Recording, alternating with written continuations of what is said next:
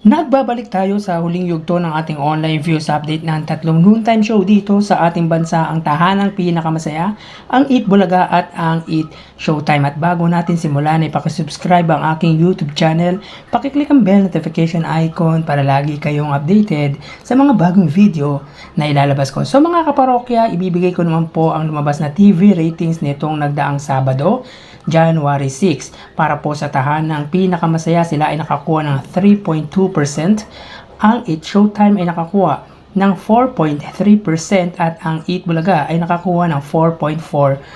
So mapapansin nyo po na ang lamang ng Eat Bulaga sa may Eat Showtime ay 0.1%, pero still on top pa rin ang Eat Bulaga ng Tito Vic and Joey. Itong pagtaas ng TV ratings ng Eat Showtime ay pangitain po. Pangitain po ba ito? Dapat bang kabahan na ang tahanang pinakamasaya dahil nauungusan na po sila ng Eat Showtime, kung saan 3 consecutive days pong nilamang sila ng Eat Showtime at pumapangalawa sa Eat Bulaga. Ang Eat Bulaga naman po ay since January 1 ay number 1 sila pagdating sa TV ratings. So yan po ang lumalabas sa kanilang TV ratings nitong January 6. So tara ating alamin ang online viewership ng tatlong noontime show. Para po sa tahanang pinakamasaya, under Tape Incorporated Facebook page na may 325k followers. Sa Eat Bulaga naman, under TVJ Facebook page na may 1.9 million followers at sa Eat Showtime na may 16 million followers. So as of 2:10 PM, ang tahanang pinakamasaya ay may kasalukuyang 556 live viewers.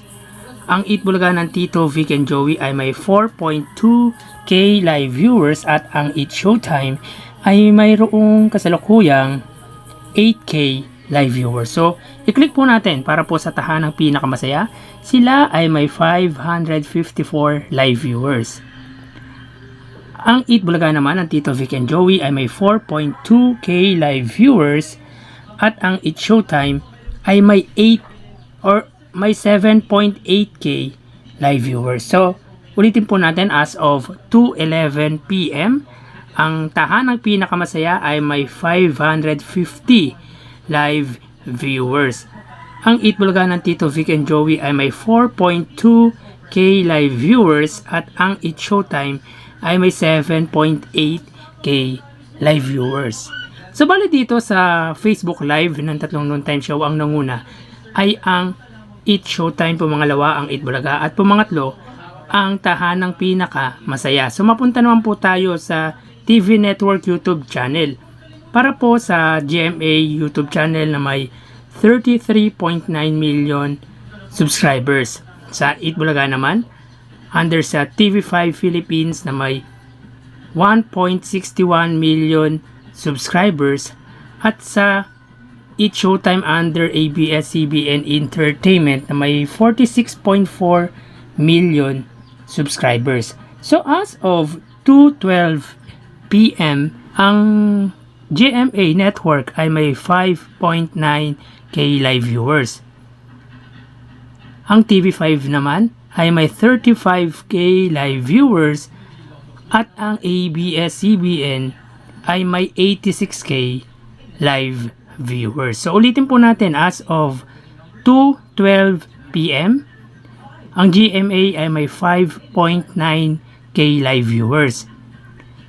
Ang TV5 ay may 35k live viewers at ang Eat Showtime or ABS-CBN ay may 87k live viewers. Ang nanguna ay ang ABS-CBN, pumangalawa ang TV5 at pumangatlo ang GMA Network. Bali, ang lamang ng ABS-CBN sa TV5 ay 52k o 52,000 live viewers.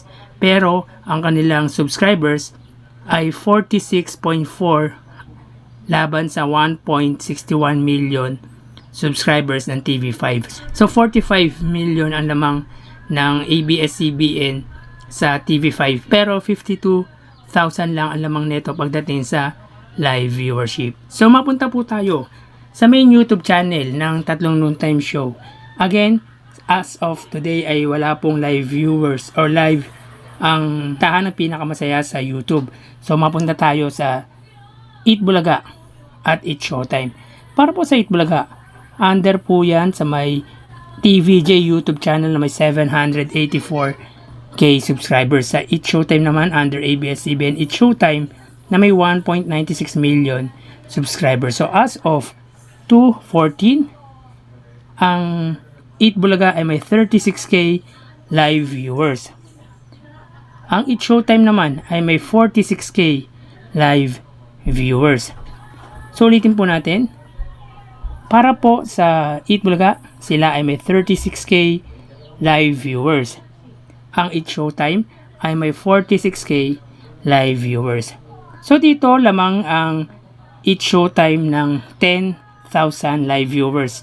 Pero ang lamang naman nito pagdating sa subscribers ay mahigit 1 million. So again dito, ang nanguna ay ang Eat Showtime, pumangalawa ang Eat Bulaga. Ang total na nakuha ng Eat Bulaga ay 71k live viewers. Ang Eat Showtime naman ay nakakuha ng 133k live viewers. So yan po lumalabas sa kanilang online viewership as of 2:15 PM. At bukas ay matutunghayan nyo na naman ang panibagong yugto ng ating online views update ng tatlong noontime show dito sa ating bansa. Magpapaalam po muna ako. Thank you and God bless.